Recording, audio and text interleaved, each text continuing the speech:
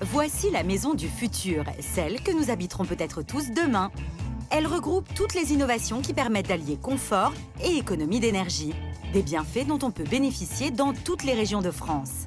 Le secret de cette maison dite à énergie positive, elle profite de la nature et du soleil pour se chauffer ou se rafraîchir, et même pour produire de l'électricité. Comment est-ce possible? Josiane et Bernard, les heureux propriétaires de cette mini-centrale, nous ouvrent leurs portes. Premier avantage, dans ce logement, la température est toujours la même, quelle que soit la saison. Que ce soit dans la cuisine comme dans le séjour ou à l'étage également, on a exactement la même température qui est constante et c'est l'avantage de ce type de maison. Généralement, on est toujours aux environs de 21-22 degrés, hiver comme été. Le secret d'un tel confort de vie réside dans la conception même de la maison. Son architecte, Philippe Axman, a misé sur une orientation optimale par rapport au soleil. C'est d'abord une maison qui est en harmonie dans son environnement, qui est orientée vers le sud évidemment, puisque c'est là où on a tous les apports solaires, qui va récupérer le maximum d'apports solaires à travers des grandes ouvertures, des grands vitrages, donc sur toutes les faces sud, est et ouest. Et c'est le soleil qui va donner une grande partie des besoins en chaleur de la maison en hiver. Auparavant, architectes et bâtisseurs orientaient souvent les maisons par rapport à la vue ou à la position sur la chaussée. La maison de demain sera avant tout construite en fonction du soleil. Sachant que celui-ci se lève à l'est et se couche à l'ouest, il est facile de faire en sorte que ces rayons entrent par les baies vitrées toute la journée. Ici, c'est donc la chaleur du soleil qui chauffe naturellement la maison. Mais pour conserver cette chaleur, l'isolation doit être absolument parfaite. Jusqu'ici, on isolait plutôt les maisons de l'intérieur. Mais le plus efficace, c'est de le faire par l'extérieur. La bâtisse se trouve alors comme enfermée dans une boîte. Explication. On va créer un bouclier vraiment homogène autour du bâtiment de manière à garder toute la chaleur ou la fraîcheur qui est acquise à l'intérieur du bâtiment. Donc c'est une isolation thermique par l'extérieur qui fait vraiment toute la périphérie du bâtiment, là on le voit en plan, qui est vraiment homogène et sans rupture et qui va aussi sur les murs passer sous les dalles et revenir en toiture en partie horizontale.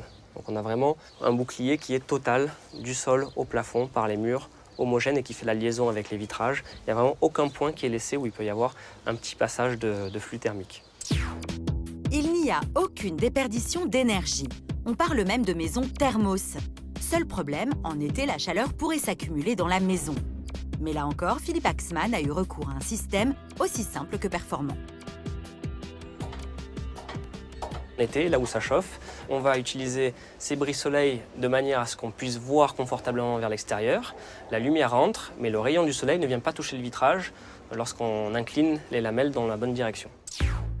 Une maison à énergie positive est donc bien isolée et orientée pour utiliser au mieux l'énergie du soleil.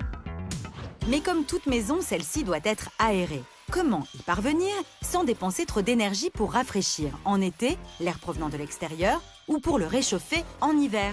Notre architecte a une solution. Sous cette pelouse se cache un puits canadien, un système de climatisation qui date de l'Égypte antique et qui n'utilise quasiment aucune électricité. Pour comprendre comment fonctionne cette climatisation naturelle, direction l'INSA à Lyon, où nous avons rendez-vous avec Frédéric Kuznick, spécialiste des énergies renouvelables. Le principe du puits canadien est une idée relativement ancienne qui consiste à utiliser l'inertie du sol. Alors, l'inertie du sol, c'est la propriété que va avoir le sol à conserver la chaleur. On peut voir sur le graphique qui est ici la température extérieure qui fluctue en fonction de l'année. Donc, il va fluctuer entre moins 10 et un peu plus de 30 degrés. Plus on va profondément dans le sol, et moins ces fluctuations de température extérieure vont influer la température dans le sol. En effet, quelle que soit la saison, il fait toujours environ 13 degrés sous terre.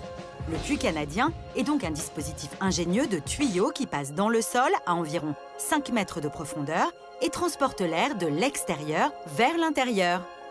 On peut se servir de cette gaine pour pouvoir y faire passer de l'air, donc faire entrer de l'air par ici, afin de préchauffer l'air en hiver ou pré-refroidir l'air en été.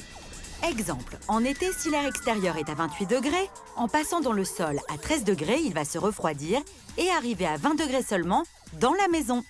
Ça nous donne donc ces degrés de fraîcheur de la terre. D'ailleurs, si vous mettez sous ici l'ouverture, on sent de l'air frais qui arrive. On a l'impression réellement qu'on a de la climatisation alors qu'il n'y en a pas. Et pour que ce système soit optimal, il est associé à ce qu'on appelle une VMC, ou ventilation mécanique contrôlée. C'est en quelque sorte le poumon de la maison. Elle évacue en permanence l'air vicié de la maison et y fait pénétrer l'air frais.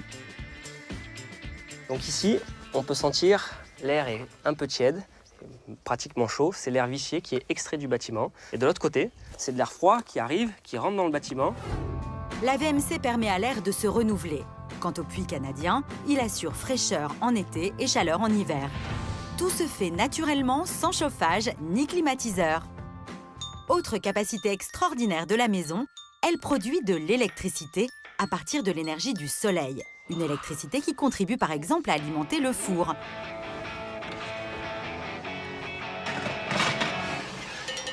Et cela grâce à des panneaux photovoltaïques installés sur le toit. Pour comprendre comment il fonctionne, retour à l'INSA, où nous retrouvons le chercheur Fabien Mandorlo. Cette cellule photovoltaïque, en fait, peut être assimilée à une petite pile.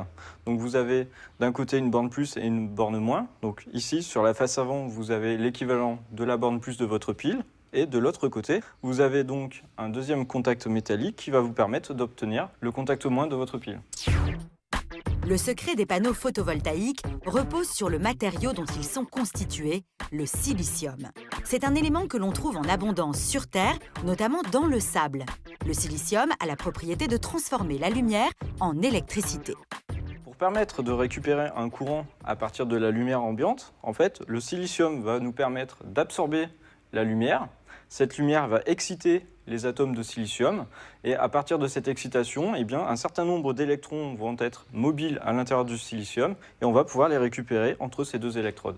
Je vais prendre cette cellule solaire, je vais la brancher sur ce petit moteur.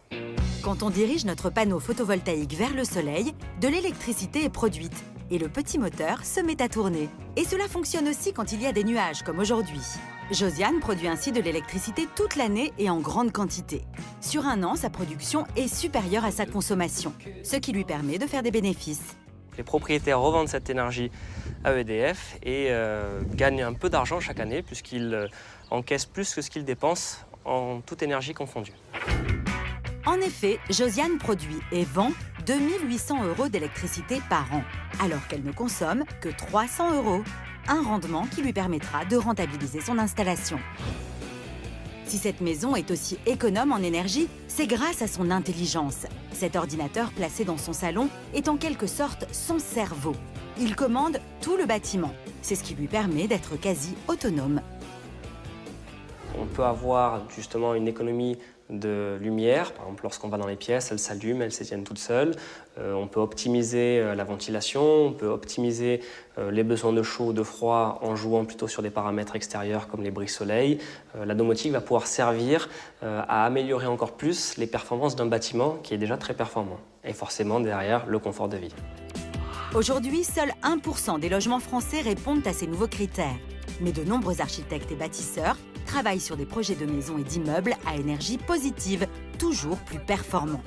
Leur construction coûte environ 20% de plus que la construction traditionnelle. Mais ce surcoût peut être amorti en quelques années en vendant l'électricité que l'on produit. C'est tout pour aujourd'hui. On se retrouve bien sûr dimanche prochain. Passez une très bonne soirée sur M6. Au revoir.